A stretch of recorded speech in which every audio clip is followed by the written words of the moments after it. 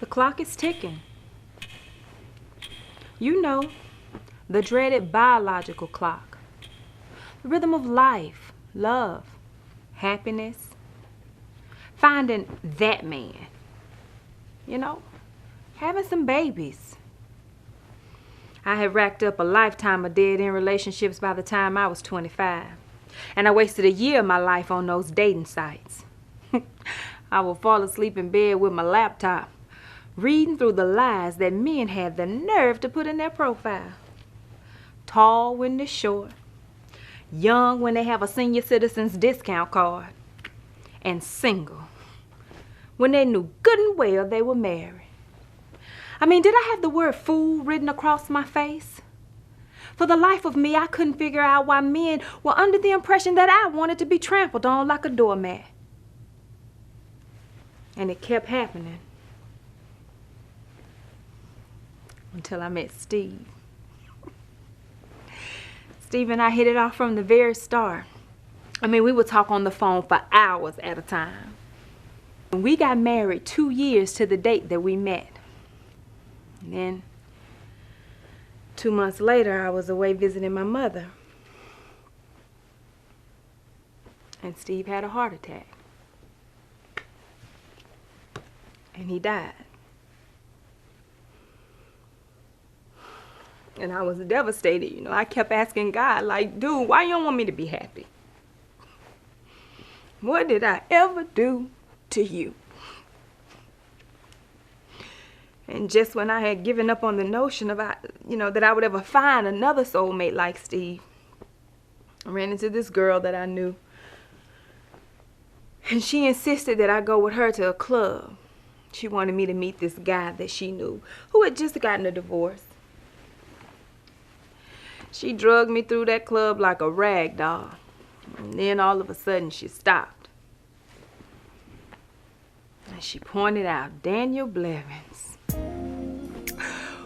Woo! You talk about fine? Lord! I remember he was sitting in his chair, looking kind of lonely, bored, sad. But he was still so fine. It was as if the Dead Sea had parted and opened up to the Bahamas, baby. I said, Lord, if I'm dreaming, please don't wake me up. And please don't let me ruin this with my big mouth.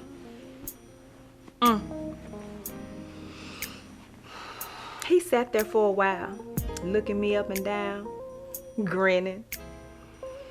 And then he stood to his feet, and I remember thinking, I am standing almost eye to eye with the man of my dreams. He wasn't that much taller than me, but he was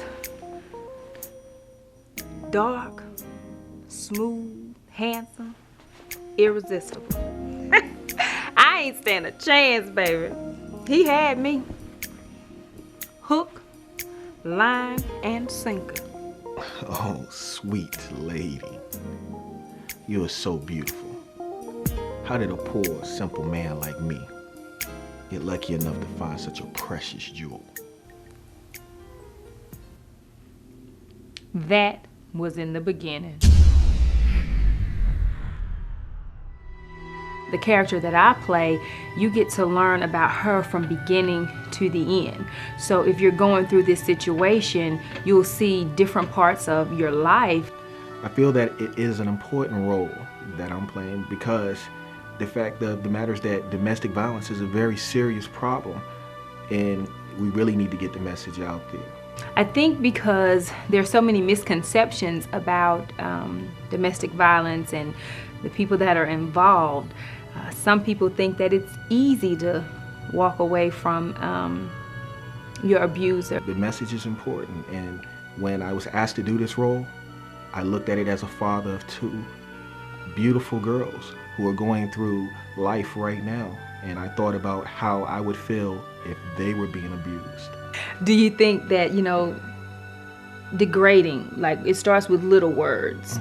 If we let the first time you say a little word slide, do you think that opens up a door that says, well, it's okay Because you never come back and apologize for saying that little word. Then of course it gets bigger and bigger. Then we're expecting you to apologize. But we tolerated we tolerated it the first time. So you probably think you don't owe us an apology. I think that it starts with basically you have to have confidence and you have to have self-esteem. No one should ever take away your self-esteem. If someone says something that is disrespectful to you as a woman, you must stand up for yourself and say, I will not accept this. Definitely support your black actors and actresses, support small businesses, support us, and support the message. If you think that you're a victim of domestic violence, you probably are. Come out to this show in October. This message is too important to mute.